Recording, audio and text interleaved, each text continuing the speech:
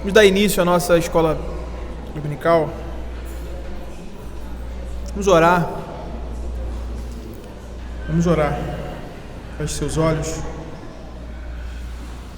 Senhor Deus, te louvamos, ó Pai, e te bendizemos por tua bondade, por tua grandeza, por tua majestade, ó Deus. Pedimos, ó Pai, que nesse momento, mais uma vez, ó Deus, o Senhor nos abençoe no estudo dos nossos documentos, que, ó Deus, expressam o ensino bíblico. Especificamente nesse capítulo estamos tratando da lei do Senhor, suas implicações, suas aplicações à nossa vida cristã. Que o Senhor, ó Deus, nos ajude nesse dia. Assim oramos, ó Pai, contando com a tua bondosa mão sobre nós. Oramos assim gratos em nome de Jesus. Amém. Irmãos, como vocês podem ver aí, essa sessão ela é bem longa, ela é bem grandinha. E eu confesso para vocês, é um grande desafio, né, resumir. Na verdade, essa sessão aí, o capítulo 19, sessão 6, ela é meio que um resumão de tudo que já foi falado até agora. Então, ela se detém aí em alguns detalhes, em alguns pontos aí. Eu tentei aqui resumir, tá? De forma bem resumida mesmo, para a gente não prolongar por muitos dias, muitos domingos, tá? Eu vou fazer a leitura aí, os irmãos conseguirem acompanhar aí. Quando não conseguir acompanhar, estiver mais de trás, só ouça a leitura. Diz assim a seção 6 do capítulo 19: Embora os verdadeiros crentes não estejam debaixo da lei como um pacto de obras para serem por ela justificados ou condenados, contudo ela lhes serve de grande proveito como aos outros, manifestando-lhes como regra de vida a vontade de Deus e o dever que eles têm. Ela os dirige e os obriga a andar segundo a retidão, descobrindo-lhes também as pecaminosas poluições de sua natureza, do seu coração e da sua vida, de maneira que eles, examinando-se por meio dela, alcançam mais profunda convicção de pecado, maior humilhação por causa dele e maior aversão a ele. E ao mesmo tempo lhes dá uma melhor apreciação da necessidade que tem de Cristo e da perfeição da obediência dele. Ela é também de utilidade aos regenerados, a fim de conter a sua corrupção, pois proíbe o pecado. As suas ameaças servem para mostrar o que merecem os seus pecados e quais as aflições que por causa deles devem esperar nesta vida, ainda que sejam livres da maldição ameaçada na lei. Do mesmo modo, as suas promessas mostram que Deus aprova a obediência deles e que bênçãos podem esperar dessa obediência, ainda que essas bênçãos não lhes sejam devidas pela lei considerada como pacto de obras. Assim, o fazer o homem o bem ou evitar ele o mal, porque a lei estimula aquilo e proíbe isto, não é prova de estar ele debaixo da lei e não debaixo da graça. Então, veja, é bem longa aí essa sessão, mas vamos tentar aqui enxugar aqui e trazer os ensinos que temos aqui. Então, a seção 6 do capítulo 19 da confissão, ela vai tratar aí do papel da lei moral de Deus na vida do crente, na nossa vida, não é? Ou seja, talvez uma pergunta que se levante aqui e que talvez norteie essa sessão é: se o crente é salvo pela graça mediante a fé em Cristo Jesus, Qual é a função da lei moral? Qual é a função dessa lei, então, em nossas vidas? Não é uma vez que não é por obras que somos justificados, não é por méritos, não é pelo que fazemos. Então, como devemos observar e entender essa relação entre essa lei e o Evangelho, né, no qual nós estamos sujeitos na pessoa de Cristo Jesus? Então, após estabelecer a distinção entre a lei como pacto de obras, da qual o crente está livre em Cristo, e a lei como regra de vida do crente, esta seção ela detalha a utilidade contínua e multifacetada da lei para aqueles que foram regenerados pela graça.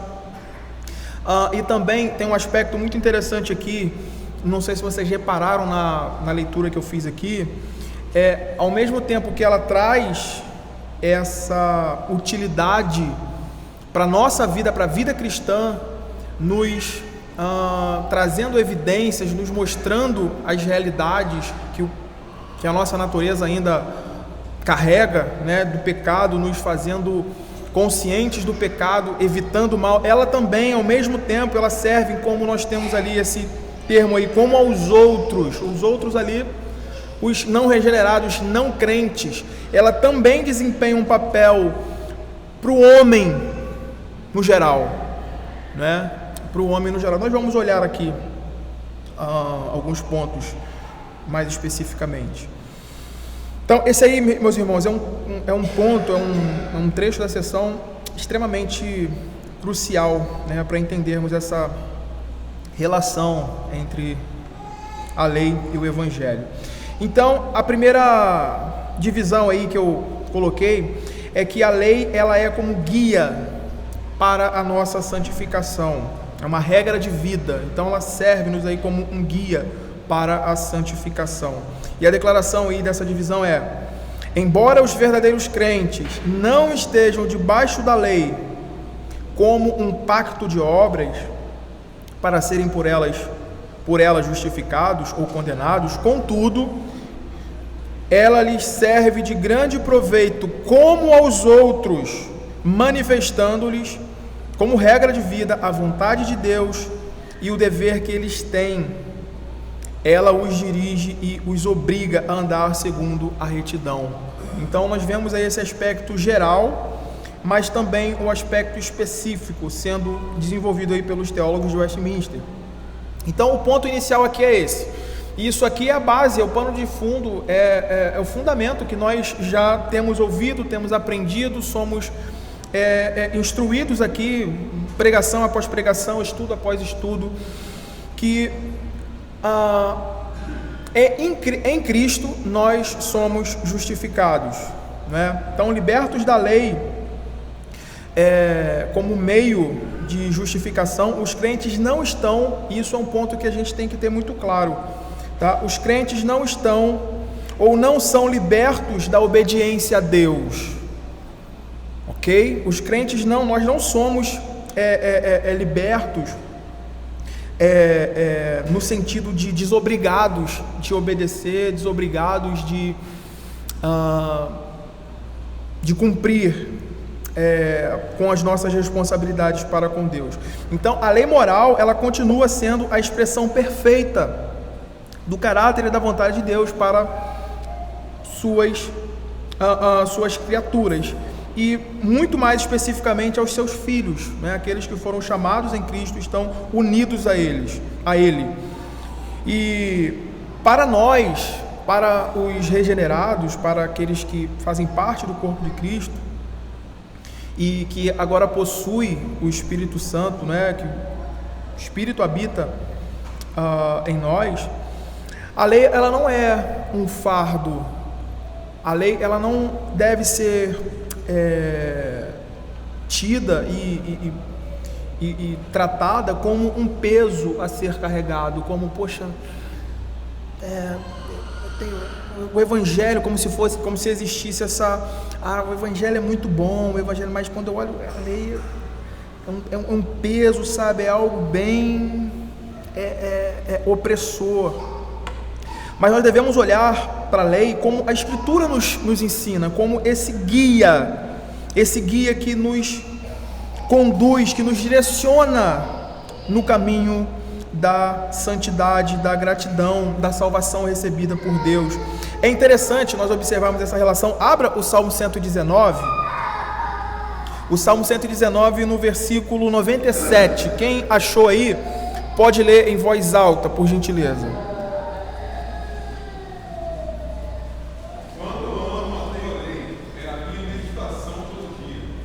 Veja, que interessante, não é? Quanto amo a tua lei.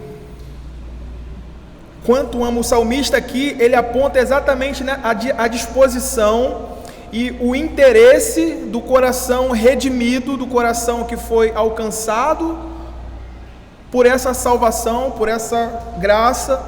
Qual é a disposição que ele tem que ter agora para com ela? É a minha meditação, é aquilo que me conduz em direção a Deus agora, como esse guia, como esse pedagogo, como essa instrutora no caminho da vontade de Deus, para agradar a Deus, fazer a sua vontade, e automaticamente, quando nós andamos nesse caminho, quando nós olhamos para a lei de Deus dentro desse aspecto, desse sentido, nós então abdicamos, nós nos afastamos e abrimos mão do que não agrada a Deus, do que é mal, do que é contrário à lei de Deus.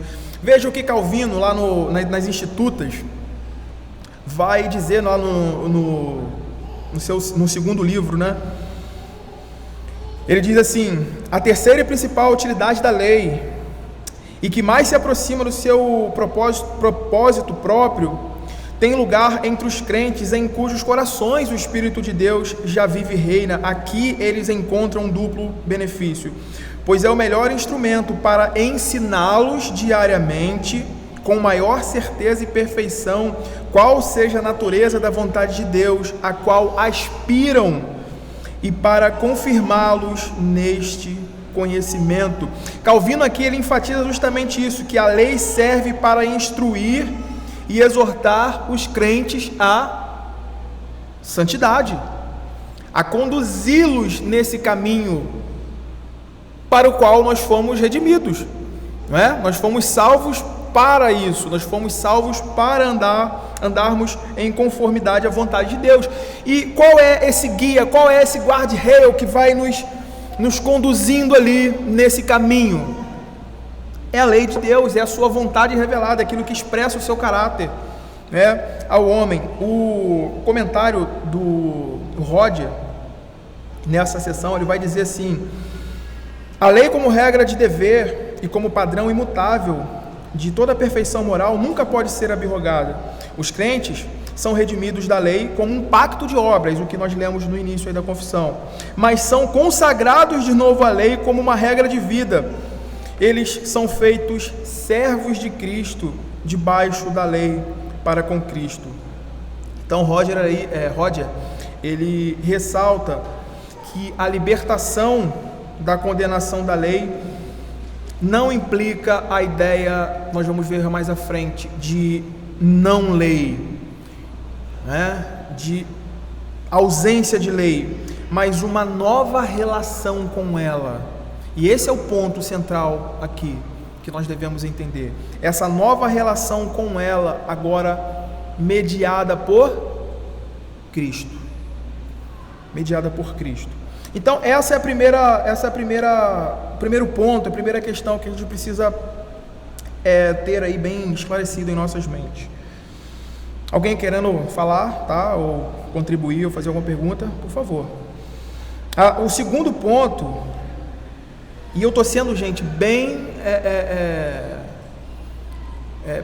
direto aqui, tá? Bem direto ao ponto, senão a gente não termina essa sessão hoje. O segundo ponto é esse: a lei, ela serve, né, a lei como um instrumento de convicção e humilhação. A declaração aí, o que a confissão coloca é o seguinte, seguindo aí de onde paramos na primeira leitura: ela descobre-lhes também as pecaminosas poluições de sua natureza, do seu coração e da sua vida, de maneira que eles, examinando-se por meio dela, alcançam mais profunda convicção de pecado, maior humilhação por causa dele e maior aversão a ele. Mesmo após a regeneração, o pecado remanescente, ele continua a habitar em nós. Isso aí é algo que a gente não pode deixar de considerar, não é? Então, a lei, nesse sentido, ela atua como um espelho, ela atua como esse espelho, revelando a profundidade da corrupção que ainda existe e a distância entre a santidade de Deus e as nossas imperfeições. Então, veja bem, uma percepção fraca, uma percepção que nega a utilidade da lei moral, a continuidade da lei moral, consequentemente, solapa ou corta, elimina esse aspecto aqui que precisa estar presente na vida cristã, que é essa percepção aguçada do pecado que ainda reside em nós, do pecado que ainda reside em nós, do que a nossa natureza caída, abrigada em nosso coração, do que ela é capaz, não é? Da grandeza disso, né? Eu não digo grandeza no sentido de algo bom, mas no terror que isso é aos olhos de Deus, né? No terror que isso ainda é diante dos olhos de Deus. É por isso que às vezes a gente conversa com algumas pessoas que não têm essa percepção da utilidade da lei, da sua permanência e do seu propósito na nossa vida. Você vê uma percepção muito pequena sobre a realidade do seu pecado, consequentemente uma negligência quanto à vida de santificação, a mortificação, a abrir mão de determinadas questões. Para elas, isso não é algo tão importante assim. Parece que existem outras coisas que são mais importantes e que dão mais valor à vida cristã do que esse ponto. Parece que é extremamente desinteressante quando se trata de santificação, falar sobre a hediondez do pecado, falar sobre as raízes que contaminam o nosso coração, dessa influência ainda. Parece que isso é extremamente desinteressante, mas quando se trata de outros assuntos, parece que as pessoas ficam mais animadas, né? Parece que as pessoas ficam mais à vontade, como se isso fosse um ensino menos interessante. Não é. Eu falei aqui em uma determinada exposição, não lembro, acho que foi do Sermão do Monte, que nós não temos razão nenhuma de pensarmos ou de acharmos que somos crentes se nós não gostamos da doutrina do pecado, se nós temos ojeriza dessa doutrina e os desdobramentos, as consequências desse ensino. Nós não temos motivo nenhum para achar que somos crentes. Se nós odiamos essa doutrina, se nós não gostamos de sermos confrontados com essa realidade, porque é através dessa realidade, meus irmãos, é através do conhecimento do mal que opera em nós, é através disso que vem o conhecimento, a realidade da nossa necessidade, da maior necessidade que um homem tem, que é de redenção, que é de salvação, que é de ser redimido e coberto pela justiça de um justo. Então, se alguém não gosta, se você se há essa ojeriza no nosso coração, consequentemente, nós não estamos preocupados com Cristo, nós não entendemos a necessidade de Cristo para a nossa vida, porque nós não temos essa convicção. A lei, ela serve exatamente para aguçar isso em nós. A lei, ela serve justamente para martelar, para esmagar qualquer orgulho e qualquer aspecto dessa natureza que ainda habita, que ainda existe em nós com relação a nós mesmos, com relação a qualquer realização do homem em relação a Deus, tá? E que consequentemente implica num estado de paz e de boa relação com Deus. Então nós precisamos entender e olhar para esse ponto. Existe um comentarista que ele vai trazendo aí uma colocação sobre esse ponto. Ele vai dizer o seguinte: a lei, portanto, continua a ter uma função pedagógica, mesmo para o crente. Ela o instrui não apenas no que diz respeito ao padrão de conduta, mas também na pecaminosidade persistente de sua própria natureza e da necessidade de constante arrependimento e fé. Veja, né, como isso está alinhado com o que falamos. Se não há essa convicção, se não há o despertamento dessa convicção diária nos nossos corações, de que precisa? Como que isso vai, como que a realidade do arrependimento constante vai estar presente na vida cristã? Né? Eu ouvi certa vez um pregador, eu não sei se ele estava citando algum outro autor, mas foi quem primeiro eu ouvi falando isso, foi Paul Washer, ele falando: a evidência de que você se arrependeu um dia para a vida, para a salvação, a evidência de que isso é verdadeiro é que você continua se arrependendo diariamente, quando confrontado pela lei moral de Deus, quando confrontado pelo padrão aferidor da vontade de Deus, nós olhamos para dentro de nós e vemos a miséria, e vemos a distância que estamos de agradar a Deus. Então nós fazemos o quê? Penitências?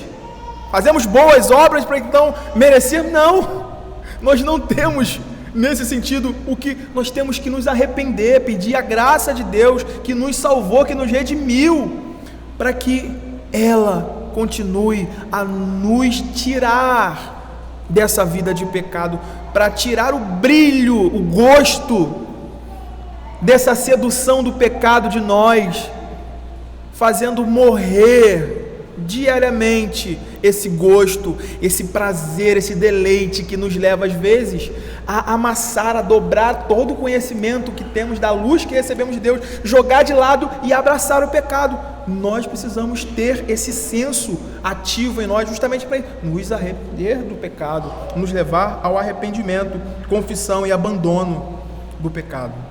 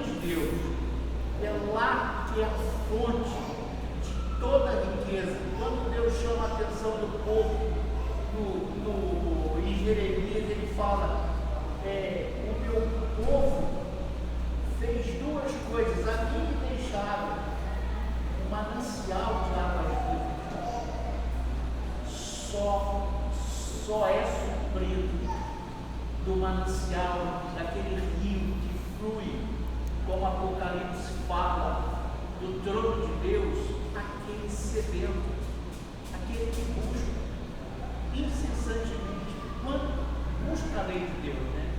Então, tudo isso faz parte da nossa vida.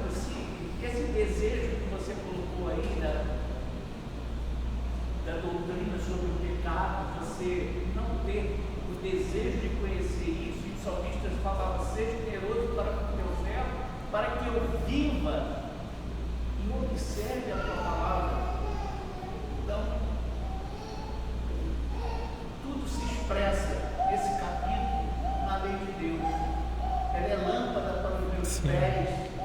luz para os meus caminhos. E aí, muito bom. Você vai ver lá, É isso. Salmo 119, o resumo de tudo isso. O Salmo 19 ele é bem específico, tratando aí. Eu acho interessante também uma fala, ou algo que Spurgeon falou em um dos seus sermões, com relação a isso. Ele vai dizer aqui o seguinte, ele diz assim: quanto mais santos nos tornamos, mais conscientes somos de nossa própria pecaminosidade. E a lei, olha que interessante, e a lei é o espelho que mostra as manchas, e quanto mais limpo o espelho, mais claramente as manchas são vistas.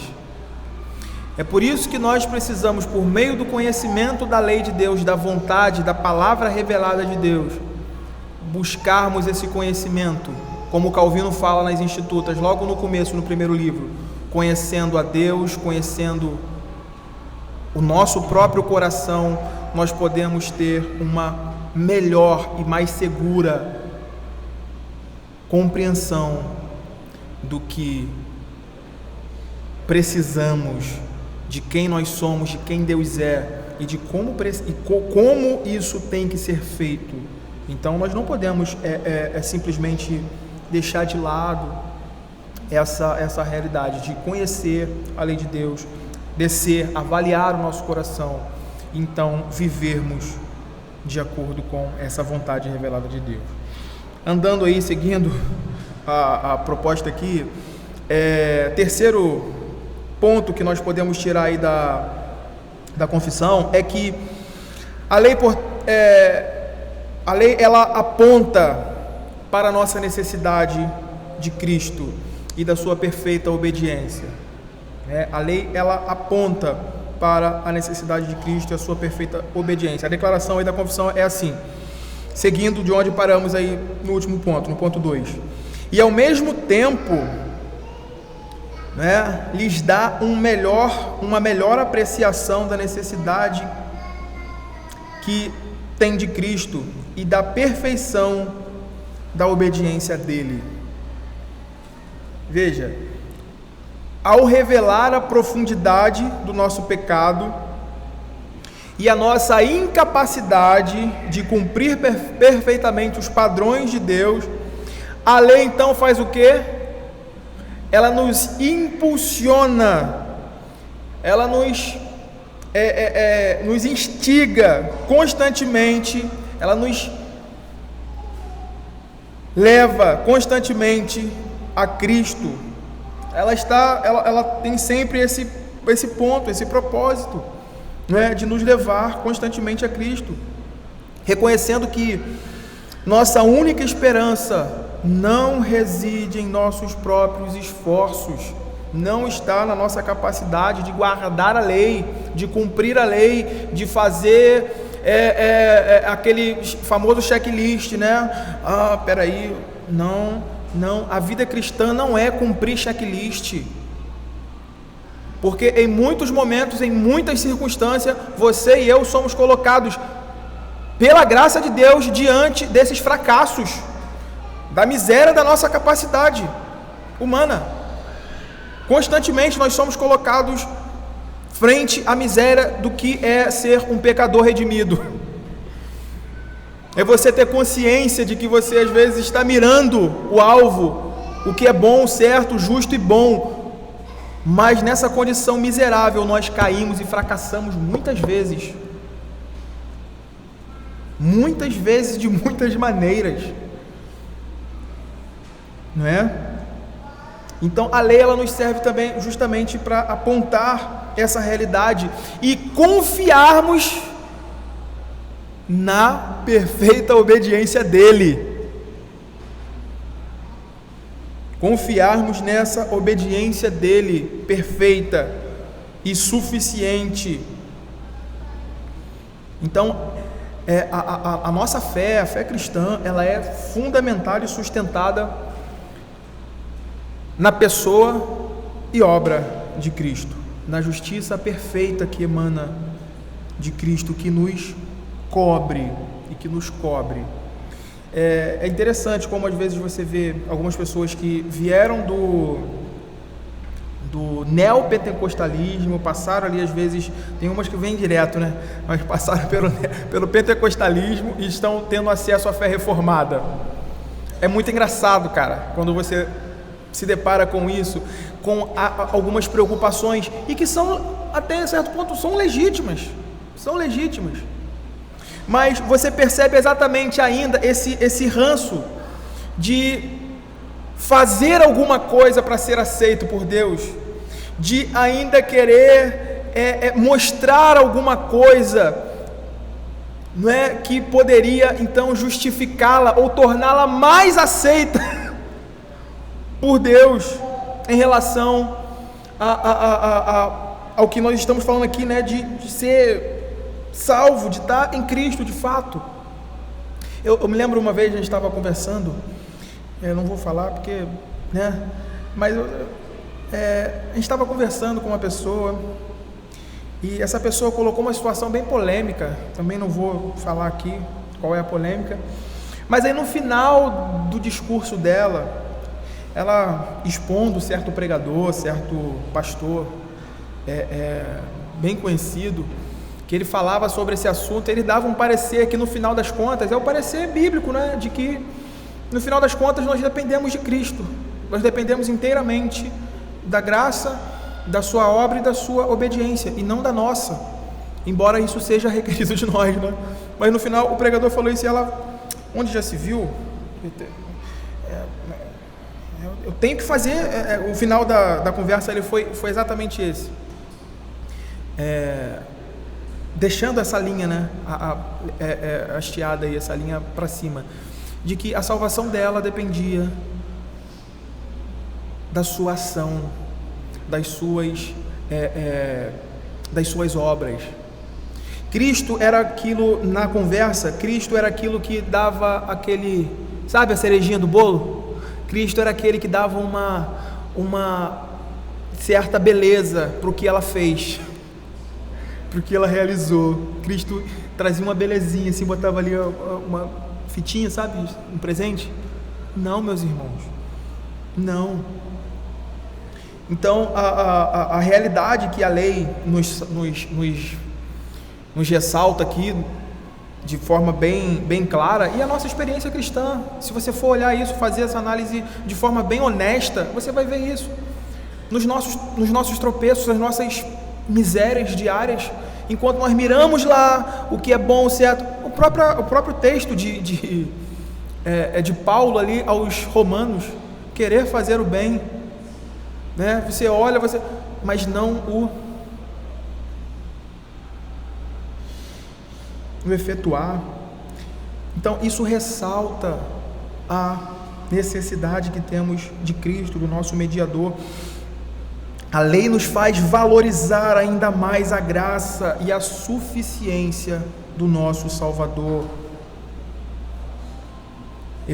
Filipenses, abra sua Bíblia aí rapidamente, em Filipenses 3, quem achar, Filipenses 3:9, pode ler em voz alta e forte.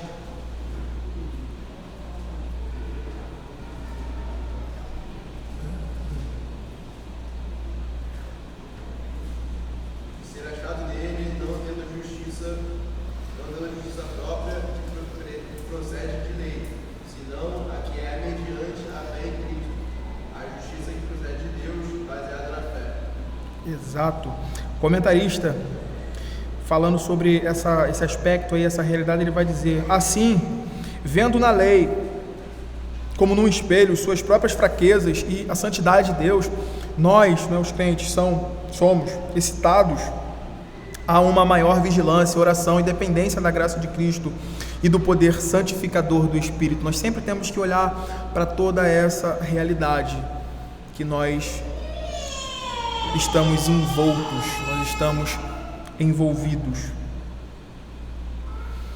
O Sproul também, ele diz algo interessante, ele vai dizer assim: a lei nos leva a Cristo, ela nos mostra nosso pecado e nossa necessidade de um Salvador, e mesmo depois de virmos a Cristo, a lei continua a nos mostrar nossa necessidade dele e de sua graça sustentadora.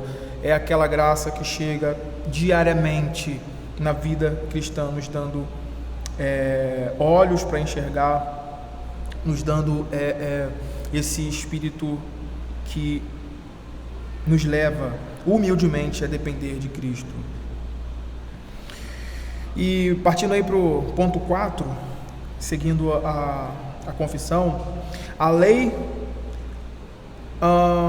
como restrição ao pecado e indicação das nossas consciências, despertando essa consciência, que vai trazer também a realidade da disciplina paterna. Veja o que diz a confissão, seguindo aí de onde paramos. Ela é também de utilidade aos regenerados, a fim de conter a sua corrupção, pois proíbe o pecado. As suas ameaças servem para mostrar o que merecem os seus pecados e quais as aflições que por causa deles devem esperar nesta vida, ainda que sejam livres da maldição ameaçada na lei. Então, esse ponto aqui nós percebemos que a lei ela funciona como um freio para as inclinações pecaminosas, para aquelas inclinações remanescentes no crente. E aqui é interessante aquele aspecto que a gente viu no início, tá? A gente viu no início. É interessante porque nesse aspecto específico, diante do conhecimento de Deus, desse conhecimento filial que agora temos com Deus, ela nos serve como esse freio, né? Que nos inibe, né? Que nos freia com relação a essa pecaminosidade restante. Mas com relação ao homem no geral, e aí inclui os ímpios, ela também traz, porque se você olhar o começo ali da confissão, deixa eu abrir aqui.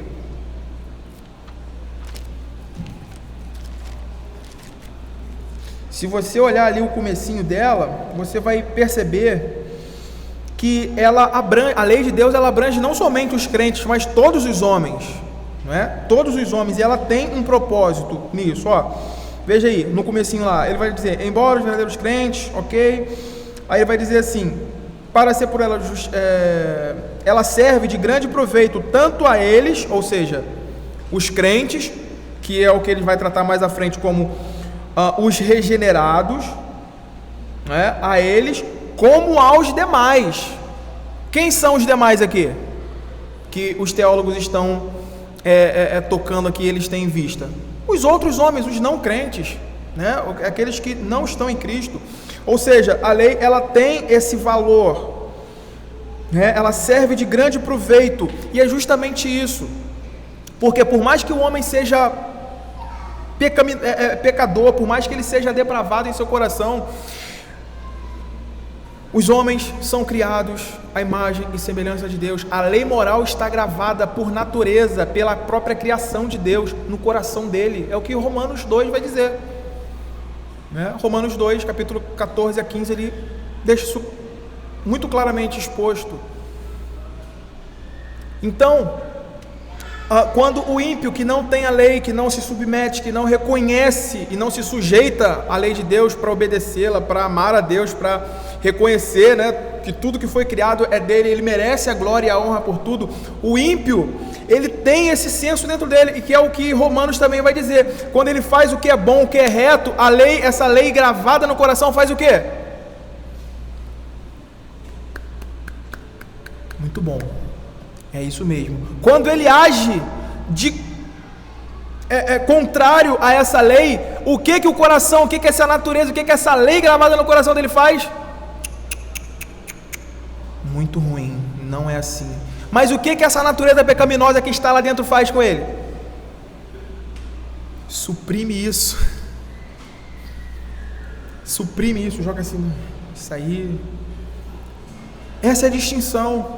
Essa é a distinção. Mas veja, nesse processo, nesse procedimento, nessa condução dos ímpios e dos justos no mundo, ela cumpre o seu propósito, refreando até aquela liberdade que o ímpio teria. Põe freios Esses sensores que freiam a pecaminosidade dos homens. Mas no que diz respeito a nós, aos crentes, no que diz respeito aos crentes, aos filhos de Deus, ela exerce esse princípio que nos adverte a não mancharmos de forma aberta, de forma descarada, como os ímpios fazem, a nossa relação agora com o nosso Pai Celestial, não é? Agora a nossa relação é outra com Deus. Então ela está ali trabalhando constantemente nessa advertência. E como um pai, quando os filhos desobedecem, quando os filhos andam de forma contrária à sua vontade, existem as consequências temporais dos seus pecados. A lei de Deus, trabalhando na realidade da vida cristã dos filhos de Deus, ela atua nisso, até para nos prevenir disso, que é algo que está relacionado a essa disciplina paternal de Deus, que é diferente, né, do ímpio, com relação ao como é feito com relação aos ímpios. Ela serve para nos alertar e motivar a evitar o mal. Olhamos para essa lei, olhamos para essa vontade de Deus, então nos desviamos do mal. Aquilo que tem sido pregado aqui constantemente com relação a Provérbios, né? Nos desviarmos do mal, evitarmos o mal, não abraçarmos isso. Então, embora os crentes estejam livres da maldição da lei, eterna da lei, nossas ações têm consequências. E Deus usa as dificuldades das nossas vidas, decorrentes do pecado, para corrigir, para purificar, trazer os seus filhos a um caminho de justiça, Salmo, abra aí, quem está com a Bíblia aberta, já abra Salmo 119, verso 104, 119, 104.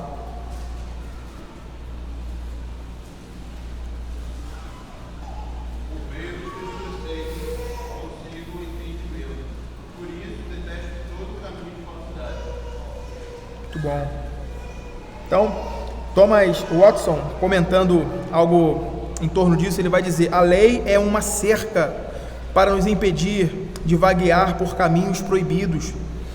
As ameaças da lei são como o latido de um cão pastor, não para ferir as ovelhas, mas para assustá-las e mantê-las no caminho.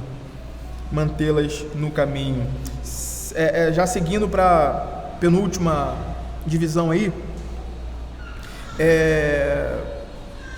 nós podemos perceber que a lei,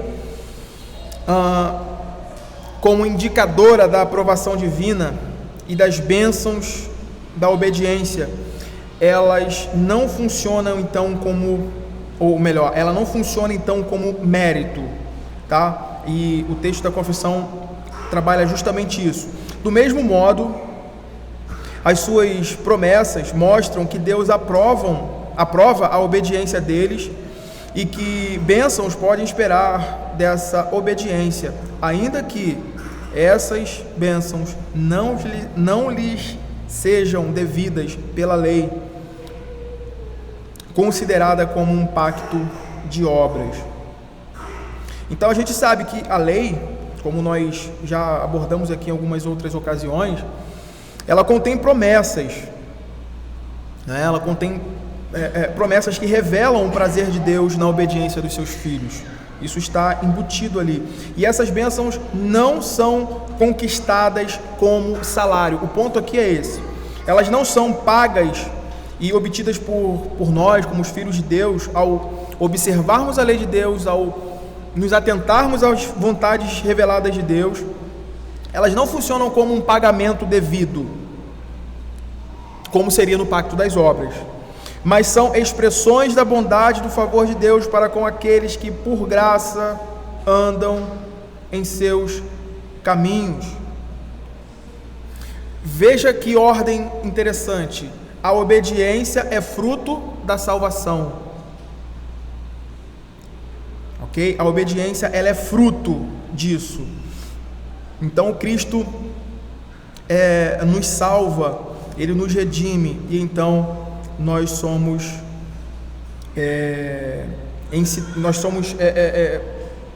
levados pela lei de Deus, por sua palavra, a andarmos em humilde obediência. Efésios 6, 2 a 3, Salmo 119, 1. Salmo 119, verso 1. Bem-aventurado e irrepreensível o seu caminho, e andam na lei do Senhor. Ou seja, eles são bem-aventurados. Eles são bem-aventurados. Irmãos, há ricas recompensas para aqueles que vivem e buscam diligentemente cumprir a vontade do Senhor, sem essa percepção de méritos ou receber alguma coisa em prol disso, mas há sim da parte de Deus prazer, há da parte de Deus gosto em ver os seus filhos, como nós pais, não é? Quando vemos os nossos filhos agindo, vivendo e obedecendo aquilo que é estabelecido para a sua vida, nós temos prazer em presenteá-los, em agradá-los, em fazer o bem a eles. Francis Turrentin, ele vai dizer algo interessante também. Ele diz assim: embora as boas obras dos crentes não sejam meritórias para a vida eterna, nem cumpram a lei no rigor da justiça, ainda assim são agradáveis a Deus em Cristo e são recompensadas por eles com bênçãos temporais e eternas, não por dívidas, como se Deus devesse alguma coisa, né? Mas por pura graça de Deus. E a última parte aí dessa divisão, para encerrarmos, diz respeito a essa obediência motivada pela lei, que não nega a graça, E a declaração da confissão diz: assim, o fazer um homem o bem ou evitar o mal, porque a lei o estimula aquilo e proíbe isto, não é prova de estar ele debaixo da lei e não debaixo da graça. Aqui a grande confusão de muitas pessoas que olham lá para o texto de Romanos, não é, de Paulo, falando que não estamos mais debaixo da lei, mas da graça, e de muitos outros textos que tratam com relação à lei e evangelho, que é entender isso, que a obediência motivada pela lei não nega a graça de Deus. Então, esta é uma conclusão importante para evitar um mau entendimento comum, que é qual? O antinomianismo. O fato de um crente ser motivado a fazer o bem e evitar o mal pelas diretrizes da lei, seus encorajamentos e advertências, não significa que ele esteja tentado, ou que ele se sinta tentado a ganhar a salvação pelas obras, ou que tenha voltado a um relacionamento legalista com Deus. Pelo contrário, para o regenerado, cuja mente e o coração estão sendo renovados, a lei de Deus é gravada em seu coração, e o desejo de obedecer flui da graça e do amor de Deus. A lei informa e molda a expressão de nossa nova vida. É essa lei que vai nos conduzir nessa conformidade. E é interessante o que Romanos 6,14 diz, eu vou ler para a gente ganhar tempo. Porque o pecado não terá domínio sobre vós, pois não estáis debaixo da lei, mas da graça. John Owen, comentando, ele vai dizer: o uso da lei sobre o evangelho não é para justificar, mas para dirigir, não para dar vida, mas para regular a vida daqueles que recebem de modo que a recebem de outro modo. Nós concluímos aqui, irmãos, dizendo que essa sessão oferece uma visão bem rica e equilibrada da utilidade da lei moral para o crente, e longe de ser abolida, como nós já aprendemos lá no capítulo 5 de Mateus, no Sermão do Monte, longe de ser abolida ou tornada irrelevante pela graça, a lei continua a ser um instrumento divino essencial, primeiro, para guiar o crente na santificação, convencer do pecado remanescente e promover humildade, apontar para a contínua necessidade de Cristo, restringir a corrupção e advertir sobre as consequências disciplinares do pecado e mostrar a aprovação de Deus, a obediência e as bênçãos que acompanham por graça a vida cristã. A lei, ela está agindo como esse instrumento constantemente na vida cristã. Entender corretamente o papel da lei na vida do crente é fundamental para evitarmos os extremos do legalismo, de tentar obter o favor divino pelo cumprimento da lei, e do antinomianismo, ou do antinomismo, de rejeitar a lei como padrão de vida, como padrão de conduta. A lei para o crente é uma expressão da sabedoria e do amor de Deus, um guia para viver de maneira que glorifique a Deus e reflita a transformação operada pela graça de Deus na nossa vida.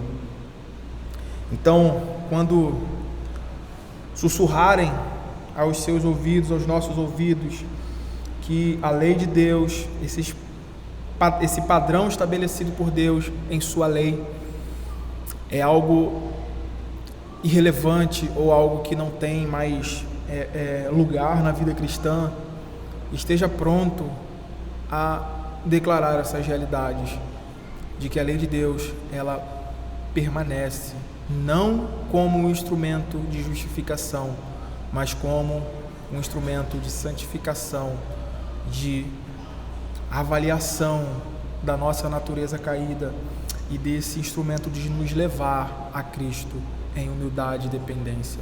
Alguém quer falar alguma coisa? Alguém quer fazer algum acréscimo? Vamos orar? Senhor Deus, Pai bondoso e santo, te agradecemos, ó Pai, te agradecemos por esse tempo de instrução e de aprendizado, ó Deus, na Tua Palavra. Que o Senhor continue, ó Deus, a cuidar dos nossos corações, guiando-nos, ó Pai, em plena e